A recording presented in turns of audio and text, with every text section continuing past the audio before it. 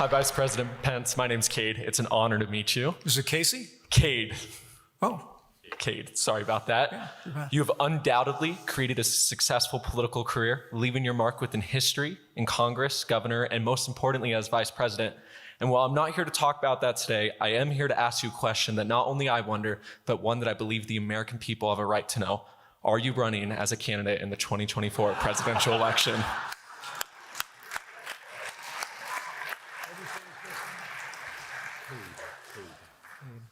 Cade, I'll keep you posted. Can I turn in my resume?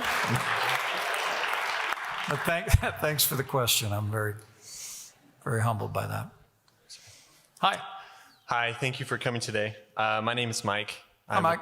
I'm a criminal justice student here at UVU. I had a question for you about immigration.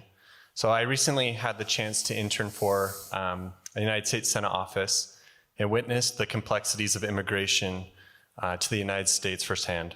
In my view, the process is so expensive and complex that it dissuades many foreigners from doing things the right way.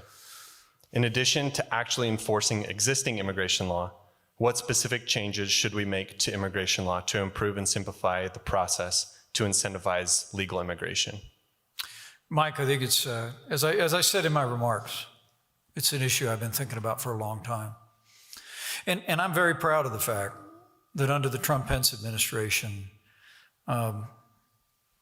we implemented policies, we built a border wall that reduced illegal immigration by 90% when we were in office. That's a fact. But policies matter and messages matter. And the crisis on our southern border today has been born by a message of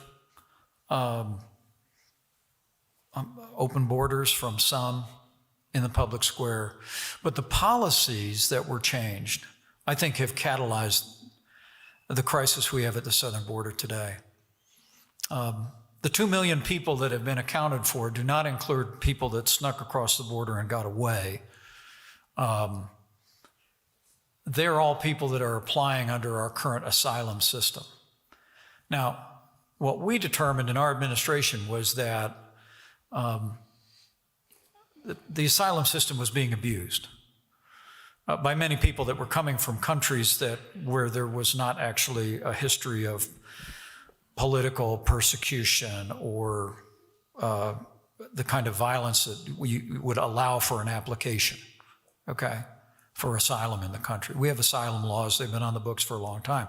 What people were doing was coming in, reading a note card that the cartels gave them after they took them on the long and dangerous journey up Central America, oftentimes suffering unspeakable abuse en route.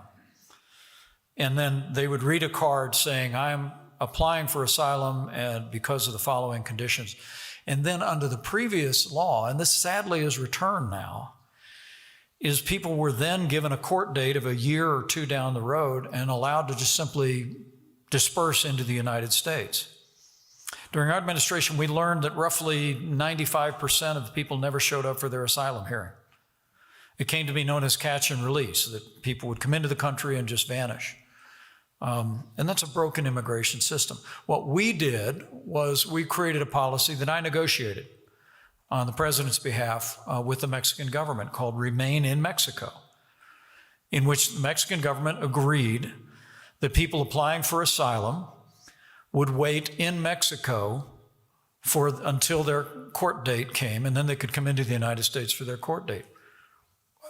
Not surprisingly, as common sense would indicate, the number of people applying for asylum dropped like a rock.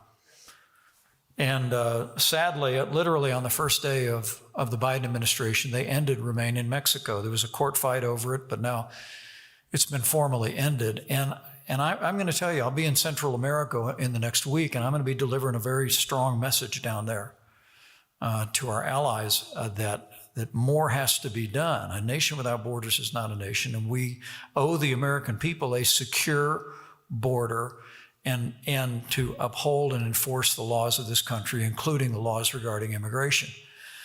Now, that being said, I think there are many solutions out there, and had we gotten a second term, we were already on the drawing board with a merit-based immigration system. You see, when my grandfather came to this country, and I couldn't speak about it before without emotion. It's deeply meaningful to me,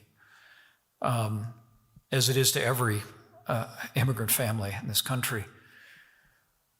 But when my grandfather came to this country, he actually had to train to be a tailor, to be certified as a tailor, because there was a certain quota of tailors from Ireland that would be permitted into the United States through Ellis Island at the time. We had a merit-based system that said, what are the needs in the local economy?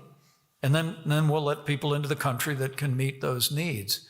And that's the kind of immigration system that we need. That's an immigration system that respects the value and worth of every person, but it also says for America to grow, we need to grow in a way that reflects the needs of this country, whether that be in the agricultural sector, whether that be in IT or any area. And I think if we let a merit-based system vision drive immigration reform, that married with a commitment to a secure border of the United States, we'll fix this broken immigration system once and for all, Mike. I promise you.